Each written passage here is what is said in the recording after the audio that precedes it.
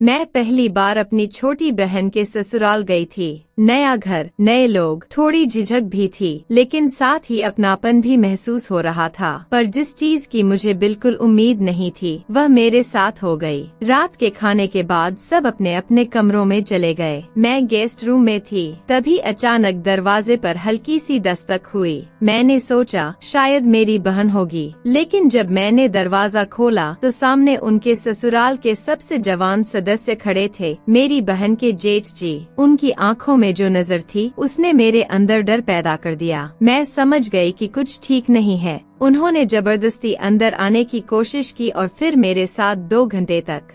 Hello दोस्तों, मेरा नाम सृष्टि है। लोग कहते हैं कि मेरी खूबसूरती में एक जादू है, जो एक बार देख ले वो फिर नजरें हटाना भूल जाए। मेरी कमर इतनी पतली है कि घाघरा भी सरक जाए, बाल इतने घने की रात भी जलन महसूस करे, और मेरी आंखें ऐसी कि जिसने एक बार देख लिया वो उनमें डूब कर रह जाए। मेरी मुस्कान ऐसी कि पत्थर भी मोम बन जाए, और मेरी चाल में ऐसा नशा कि अच्छे के होश उड़ जाएं। लेकिन यह कहानी मेरी खूबसूरती की नहीं, बल्कि उस साये की है जो मेरी बहन की शादी में मेरी तरफ बढ़ा और फिर ऐसा तूफान उठा कि मेरी जिंदगी बदल गई। कुछ दिन पहले मेरी छोटी बहन की शादी थी। घर में धूमधाम मची थी, हर तरफ शोर शराबा, हंसी मजाक और रिश्तेदारों की भीड़ थी। मैं भी शादी की रौनक में डूबी हुई थी, लेकिन तभी मेरी नजर बार बार किसी एक इंसान पर जा टिकती थी। वो थे कारण सिन्हा, मेरी बहन के जेठ, एक रिटायर्ड आर्मी ऑफिसर। उम्र होगी कोई 48 साल, मगर शरीर ऐसा कि जवान लड़कों को भी शर्मा जाए। कद लंबा, सीना चौड़ा और आँखों में ऐसी गहरी चमक की जो एक बार फंस गया वो निकल नहीं सकता। शादी के माहौल में वो मुझसे बार बार टकराते,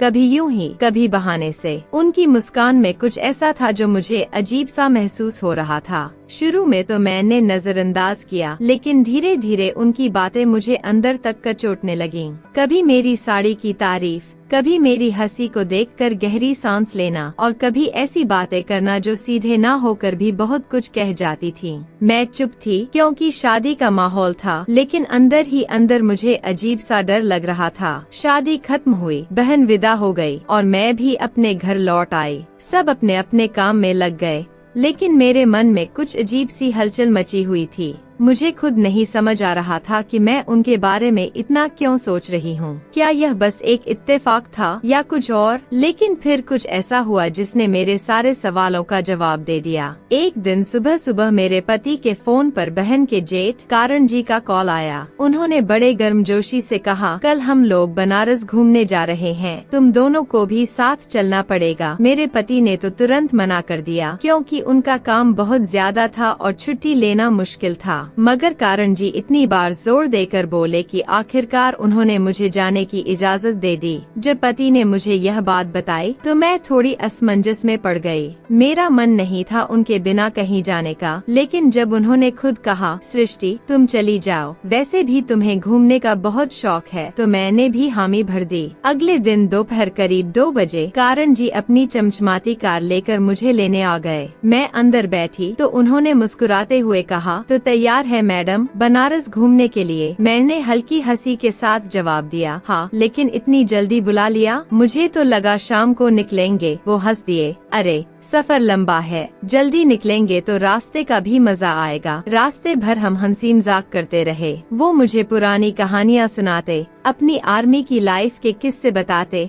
और मैं उनकी बातों में खोती चली गई। मुझे उम्रदराज लोग हमेशा से पसंद रहे हैं, क्योंकि वे ज्यादा समझदार और अनुभवी होते हैं। कारण जी भी वाकई बहुत दिलचस्प इंसान थे। करीब 1 घंटे की यात्रा के बाद हम मेरी बहन के जेठ पहुंच गए। वहां सभी ने हमारा बहुत गर्मजोशी से स्वागत किया। मुझे एक अलग कमरा दिया गया, जो कारण जी के कमरे के ठीक बगल में था। अगली सुबह हमें बनारस के लिए निकलना था, इसलिए मैंने जल्दी से रात का खाना खाया और थोड़ा आराम करने लगी। लेकिन मुझे नींद नहीं आ रही थी, शायद नए माहौल की वजह से, या फिर कुछ और जो मेरे दिल और दिमाग में हलचल मचा रहा था। रात के करीब 10 बजे मैं छत पर टहलने चली गई। हल्की ठंडी हवा चल रही थी, चांदनी फैली हुई थी और पूरा माहौल बहुत सुकून भरा लग रहा था। मैं अपने ख्यालों में खोई हुई थी कि तभी पीछे से आवाज आई, सृष्टि जी इतनी रात को अकेली छत पर क्या कर रही हैं? मैं चौंक कर पीछे मुड़ी तो कारण जी खड़े थे। उनके चेहरे पर वही हल्की मुस्कान थी और आंखों में वही जानी पहचानी चमक। मैं थोड़ी सकपकाई लेकिन खुद को संभालते हुए बोली, कुछ नहीं, बस मौसम अच्छा लग रहा था तो सोचा थोड़ा टहल लूं। वे पास आकर खड़े हो गए और बोले, अकेले मौसम का मजा लेने में मजा कहाँ? अच्छा तब होता है जब कोई बात करने वाला हो। मैंने हल्की मुस्कान के साथ कहा, आप तो हमेशा बातें करने को तैयार रहते हैं। वे हंस पड़े और बोले, अरे आपसे बात करना अच्छा लगता है, आप बहुत समझदार और शालीन हैं।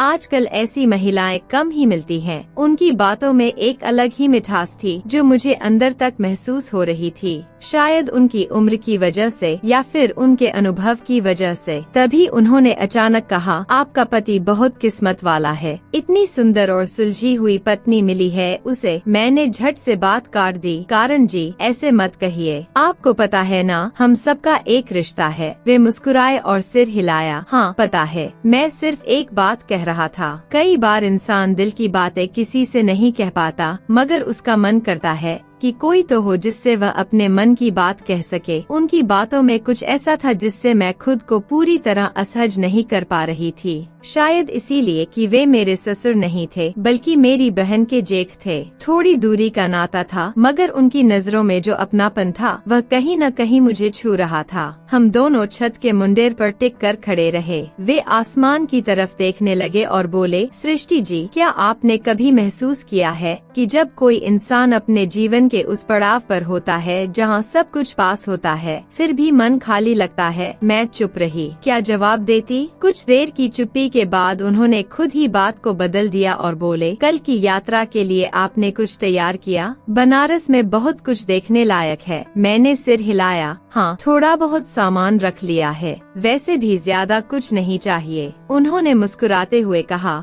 आप जैसे सादगी पसंद लोग ही सबसे खूबसूरत होते हैं। मैं बस हल्के से मुस्कुराई लेकिन मन के भीतर कुछ चलने लगा था। यह बातें मुझे सामान्य नहीं लग रही थीं। शायद उन्होंने कुछ ज्यादा कहा या शायद मेरा मन ही कुछ ज्यादा सोचने लगा था। फिर काफी देर तक हम दोनों छत पर टहलते रहे। उसके बाद नीचे आकर सबने खाना खाया और अपने कमरों में जाकर सो गए। सुबह के 4 बजे थे जब हम लोग बनारस के लिए निकले। हम कुल 8 लोग थे, 5 महिलाएं और 3 पुरुष। गाड़ी मेरी बहन के पति चला रहे थे और उनके बगल में एक और सज्जन बैठे थे। बीच वाली सीट पर मेरी बहन और 3 अन्य महिलाएं बैठी थीं, जबकि सबसे पीछे वाली सीट पर सिर्फ मैं और कारण जी थे। वातावरण में एक अजीब सी नजदीकी थी। तभी कारण जी हल्के से मुस्कुराए और बोले, आपको सुबह उठने में कोई दिक्कत तो नहीं हुई? मैंने सिर हल्के से हिलाकर कहा, नहीं, वैसे भी सफर में जल्दी उठना अच्छा लगता है। उन्होंने धीरे से कहा, और मेरे साथ सफर करना कैसा लग रहा है? मैं थोड़ी असहज हो गई लेकिन मुस्कुराते हुए बोली, अच्छा है। आप जैसे शांत और सुलझे हुए इंसान के साथ सफर में कुछ सीखने को मिलता है। उन्होंने मेरी तरफ देखा। उनकी आंखों में एक गहराई थी जैसे कुछ कहना चाह रही हों। फिर बोले, सृष्टि जी कभी कभी लगता है कि कुछ लोग हमारी जिंदगी में बिना किसी वजह के आ जाते हैं मगर रह जाते हैं हमेशा के लिए। मैं चुप रही। जवाब देना मुश्किल लग रहा था। सामने से आती ठंडी हवा मेरे बालों से खेल रही थी और मैं बस खिड़की से बाहर देख रही थी, पर असल में अपने ही ख्यालों में डूबी हुई थी। रास्ते भर हम कभी बातें करते तो कभी चुप रहते, लेकिन यह खामोशी भी कुछ कह रही थी। उनकी नजरों की गर्मी, उनकी बातों में छुपी नरमी, मैं सब समझ रही थी मगर अनदेखा कर रही थी। करीब 2 घंटे बाद हम बनारस पहुंच गए। गाड़ी घाट के पास रुकी। सब लोग बाहर निकले। मैं भी उतरी तो कारण जी ने हाथ आगे बढ़ाया और कहा, सीढ़ियाँ संकरी हैं, संभल कर। उनकी आवाज में वही पुरानी मिठास थी। मैंने हल्का संकोच किया मगर फिर बिना कुछ कहे उनका हाथ थाम लिया। एक झटका सा लगा जैसे किसी अजनबी रिश्ते को छू लिया हो। वह पल छोटा था मगर बहुत कुछ कह गया। फिर हम घाट पर पहुँचे। गंगा की लहरें ठंडी थी मगर बेचैन। कारण की आवाजें गूंज रही थी और मैं अपनी ही आवाज सुनने की कोशिश कर रही थी। कारण जी हर जगह मेरे आसपास ही थे। फोटो खिंचवाने से लेकर कुछ खरीदने तक। उनके चेहरे पर एक अजीब सा सुकून था और मुझे भी उनकी मौजूदगी में एक अनकहा आराम महसूस हो रहा था। शाम को जब हम वापस होटल लौटे तो शरीर थका हुआ था मगर मन बेचैन। तभी कारण जी ने धीरे से कहा, आज की शाम गंगा आरती फिर से देखेंगे, सिर्फ आप और मैं। चौंक गई। बाकी सब अपने अपने कमरों में थे और मैं खुद नहीं समझ पा रही थी कि क्या कर रही हूँ, मगर जाने क्यों मैंने उनकी बात मान ली। शाम को जब हम घाट पर पहुँचे तो हल्का अंधेरा था, लहरों पर पड़ती आरती की रोशनी, भीड़ की आवाजें, मगर हमारे बीच खामोशी थी। वह खामोशी जो शब्दों से ज्यादा गहरी थी। तभी उन्होंने मेरी तरफ देखा और बोले, सृष्टि जी कभी किसी से बिना कुछ कहे जुड़े हैं, बिना कोई नाम दिए, बिना कोई रिश्ता बनाए, बस यूं ही दिल से। मैंने कुछ नहीं कहा, बस गंगा की लहरों को देखती रही। मगर सच कहो, मेरे अंदर भी कुछ बहने लगा था, गंगा की उन्हीं लहरों की तरह। रात का सन्नाटा घना था, होटल के हर कमरे के दरवाजे बंद थे, पर मेरे मन की खिड़कियाँ खुली थी, बिल्कुल गंगा के उन किनारों की तरह जहाँ दिन भर भीड़ रहती है और रात होते ही तन्हाई सिरहाने आ बैठती है। मैं खिड़की से बाहर देख रही थी। लहरों में एक अजीब सा संगीत था, पर दिल के अंदर कोई बेचैनी उठ रही थी। तभी दरवाजे पर हल्की दस्तक हुई, धीमी मगर ऐसी कि दिल की धड़कन बढ़ जाए। मैं वहीं खड़ी रही, सांस थामे। फिर दोबारा दस्तक। मैंने धीरे से दरवाजा खोला। सृष्टि जी खड़े थे, उनके चेहरे पर वही गहरी शांति, मगर आंखों में कुछ अनकहा, कोई उलझन या शायद कोई अधूरी बात। उन्होंने कहा, माफ कीजिए, डिस्टर्ब तो नहीं किया। उनकी आवाज हल्की थी पर भीतर तक उतरने वाली। मैंने सिर हिला दिया। आप कुछ कहने आए हैं? उन्होंने मेरी आंखों में झांका। हाँ, एक बात जो दिल में कई दिनों से थी, शायद आज कहने का वक्त आ गया है। मैं चुपचाप एक तरफ हट गई। वे धीरे से अंदर आ गए। कमरा वही था, माहौल वही था, मगर कुछ बदल गया था। सृष्टि, मैं जानता हूँ कि यह बात तुम्हें अजीब लगेगी। वे रुके, फिर बोले, एक रिटायर्ड आदमी जिसकी उम्र ढलान पर है, और तुम एक खूबसूरत, समझदार, विवाहित औरत। लेकिन क्या उम्र से दिल के जज्बात रुक जाते हैं? मेरी धड़कन थम गई। कारण जी, आप जानते हैं ना कि मैं शादीशुदा हूँ और हमारा रिश्ता। उन्होंने बात बीच में ही काट दी। जानता हूँ सृष्टि, मैं कोई रिश्ता तोड़ना नहीं चाहता, बस इतना कहना चाहता हूँ कि जब से तुमसे मिला हूँ, मेरा खालीपन जैसे भरने लगा है। खालीपन? हाँ, मैंने जिंदगी में बहुत कुछ देखा है, युद्ध, मौत, तन्हाई, लेकिन तुमने मेरे अंदर फिर से कुछ जगा दिया है, शायद जीने की इच्छा। कमरे की हवा भारी हो गई थी। बाहर गंगा की लहरें बह रही थी, मगर अंदर सब ठहरा हुआ लग रहा था। कारण जी, मैंने थोड़ा संयम रखकर कहा, आपकी बातें गलत नहीं हैं और ना ही मैं आपको गलत समझती हूँ, लेकिन दुनिया हमेशा वही मानती है जो उसे दिखता है। अगर मैंने इस भावनात्मक जुड़ाव को स्वीकार किया तो लोग मुझे ही दोष देंगे। और मेरी बहन, उसका क्या? उन्होंने नजरें झुका ली, आँखों में नमी थी पर शब्द नहीं थे। मैंने आगे कहा, मैं आपकी बहुत इज्जत करती हूँ अमित जी, लेकिन कुछ रिश्तों को वहीं रोक देना बेहतर होता है जहाँ उनका सम्मान बचा रह सके। वे चुप रहे, फिर बोले, आप सच कहती हैं और शायद यही आपकी खूबसूरती है। अगर कोई और होता तो शायद इस भावनात्मक भंवर में बह जाता। मैंने धीमे से कहा, आपने जो महसूस किया उसमें कोई बुराई नहीं है, लेकिन हम हर चाहत को अंजाम तक नहीं पहुंचा सकते। कभी कभी कुछ जज्बात बस महसूस करने के लिए होते हैं, निभाने के लिए नहीं। कमरे में फिर वही सन्नाटा था जो दस्तक से पहले था, मगर अब उसमें बहुत कुछ था, अनकहा, अनसुना और अधूरा। अमित जी एक लंबी सांस लेकर उठे, जैसे उनके भीतर कोई भारी बोझ हल्का हो गया हो। उन्होंने मेरी ओर देखा, हल्की मुस्कान के साथ बोले, आज आपने मेरी आत्मा को बहुत सुकून दिया सृष्टि, धन्यवाद। फिर धीरे धीरे दरवाजे की ओर बढ़े और बाहर निकल गए। कमरे में वही सन्नाटा लौट आया, लेकिन अब वह खाली नहीं था। मैं खिड़की के पास जाकर बैठ गई। बाहर आसमान तारों से भरा था, मगर मेरी नजरें कहीं और थीं, कहीं उस अधूरे एहसास में जिसे मैंने महसूस किया था मगर कभी अपना नहीं सकती थी। उस रात मुझे नींद नहीं आई, बहुत कुछ सोचती रही, रिश्ते, भावनाएं, सीमाएं और वह अनकहा अपनापन जिसे शब्दों में नहीं बांधा जा सकता था। कभी कभी हम वह बन जाते हैं जिसकी किसी को जरूरत होती है, लेकिन खुद उस रिश्ते को कोई नाम नहीं दे सकते। अगले दिन बनारस की सुबह ठंडी और शांत थी।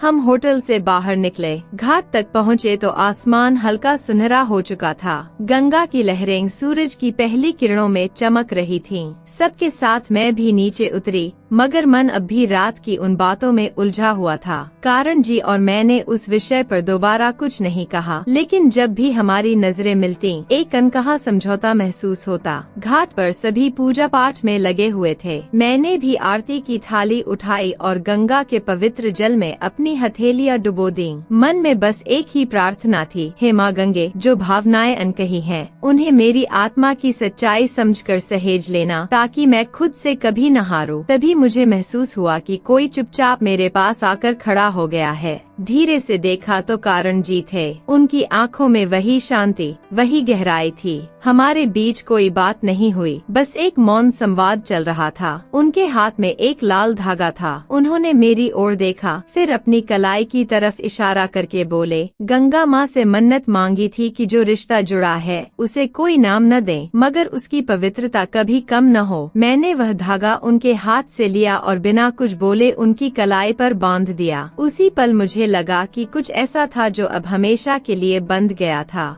बिना किसी सामाजिक मान्यता के, बिना किसी उम्मीद के, बस एक भावनात्मक धागा जो अब टूटने वाला नहीं था। हमारी यात्रा खत्म हुई, सब घर लौट आए। मेरे पति ने मुझे स्टेशन से लेने की भी जहमत नहीं उठाई। हमेशा की तरह वे अपने काम में व्यस्त थे। मैंने भी कुछ नहीं कहा, लेकिन अब कुछ बदल चुका था। मैं पहले जैसी सृष्टि नहीं रही। मेरे भीतर एक स्त्री जाग चुकी थी जो समझ सकती थी कि दुनिया की हर परछाई बुरी नहीं होती। कुछ परछाइयाँ रोशनी से ज्यादा अपनापन देती हैं। कारण जी का नाम हमारे घर में नहीं लिया जाता था। बहन की शादी के बाद वे सिर्फ दूल्हे के भाई बनकर ही जिक्र में आते, लेकिन मेरी डायरी में वे अब भी कारण जी थे, एक अधूरा रिश्ता जो हर रात मेरे ख्वाबों में आता और बस बैठा रहता, मौन पर मौजूद। कुछ महीने बीते, फिर एक दिन मेरी छोटी बहन का फोन आया। उसकी आवाज डरी हुई थी, दीदी, भाई जी की तबीयत बहुत खराब है, हार्ट अटैक आया है, वे हॉस्पिटल में हैं। मेरे हाथ से फोन गिरते गिरते बचा। मैं बिना कुछ सोचे तुरंत अस्पताल पहुंची। कारण जी आईसीयू में थे। डॉक्टर ने बताया कि वे स्टेबल हैं, लेकिन बहुत थक गए हैं। अंदर से मानसिक तनाव बहुत ज्यादा है। मैं अस्पताल के बाहर उस बेंच पर बैठी रही जहां ठंडी हवा चल रही थी, लेकिन मन भीतर से धड़क रहा था। मैंने मन ही मन कहा, कारण जी, आपने मुझसे कुछ नहीं मांगा, लेकिन अगर मेरे इस भावनात्मक जुड़ाव में कोई सच्चाई थी तो आप वापस आ जाइए। कुछ घंटे बाद डॉक्टर बाहर आए और मुस्कुराए, उन्हें होश आ गया है, आप चाहे तो मिल सकती हैं।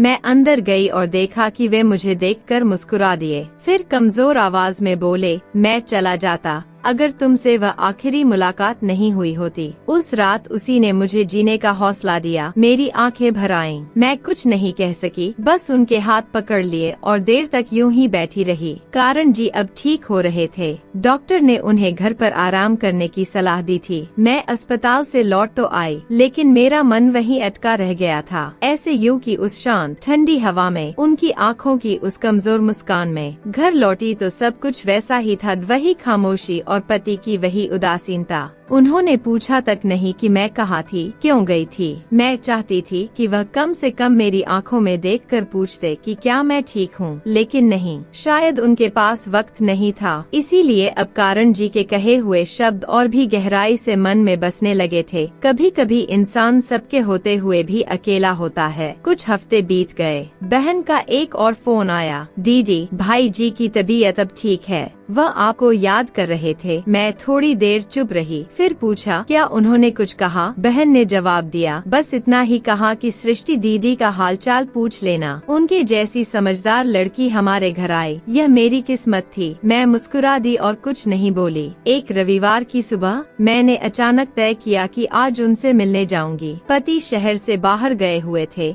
और मुझे पहली बार ऐसा लगा जैसे यह समय सिर्फ मेरा है। मैं तैयार हुई, सादे सूट में, बिना ज्यादा बनावट श्रृंगार किए। कारण जी के घर पहुंची तो उन्होंने दरवाजा खुद खोला। उनकी आंखों में एक चमक थी, उस उम्र में भी एक अनकहा इंतजार। सृष्टि, आओ। मुझे लगा तुम नहीं आओगी, मैंने हंसते हुए कहा। आपको लगता है कि कुछ रिश्ते सिर्फ रास्तों पर ही चलते हैं? कुछ दिल में भी चलते हैं। उन्होंने मेरी बात पर सिर झुका लिया। मैं अंदर चली गई। कमरे में वही पुरानी खामोशी थी, लेकिन अब वह बोझ नहीं लग रही थी। एक अपनापन महसूस हो रहा था। हम घंटों बैठे रहे, बातें करते रहे, जिंदगी की, रिश्तों की, अकेलेपन की और उन ख्वाबों की जो कभी देखे ही नहीं जा सकते। कारण जी ने धीरे से कहा, मैं जानता हूँ सृष्टि, हम कभी एक दूसरे के नहीं हो सकते, मगर तुम्हारा साथ मेरे जीने की वजह बन गया है। मैंने उनकी तरफ देखा और बोली, मैं भी जानती हूँ यह रिश्ता एक दायरे से बाहर नहीं जा सकता, मगर जो जुड़ाव हमारे बीच है वह किसी भी नाम से बड़ा है। और मैं चाहती हूँ कि आप जिंदा रहें, खुश रहें, क्योंकि आपकी मुस्कान में अब मेरी भी एक वजह छिपी होती है। उस दिन के बाद से हम अक्सर बात करने लगे, कभी फोन पर, कभी बहन के घर मिलने पर। हमारा रिश्ता अब और भी गहरा मगर और भी शांत हो चुका था। हम दोनों ने मिलकर एक समझ बना ली थी, हम एक दूसरे की जिंदगी के अजनबी नहीं रहेंगे, मगर कभी अपने भी नहीं बन सकेंगे। मगर दुनिया इतनी सरल नहीं होती। एक दिन मेरे पति ने चुपचाप मेरा फोन चेक किया और उन्हें कारण जी के नाम से कुछ कॉल्स और मैसेज दिखाई दिए। शाम को जब वह घर लौटे तो उनके चेहरे पर पहली बार गुस्सा था। कारण जी से इतनी बातें क्यों होती हैं? वह बहन के जेठ हैं, तुम्हारे देवर नहीं। कुछ हद होती है सृष्टि। मैंने चुपचाप उनकी आंखों में देखा और कहा, हाँ बहन के जेठ हैं, लेकिन वह इंसान है और मैं भी। कुछ बातें इंसानियत के स्तर पर होती हैं, जिन्हें समझने के लिए दिल चाहिए। शक नहीं, वह कुछ नहीं बोले, बस चुपचाप चले गए। और उस रात पहली बार मैंने उन्हें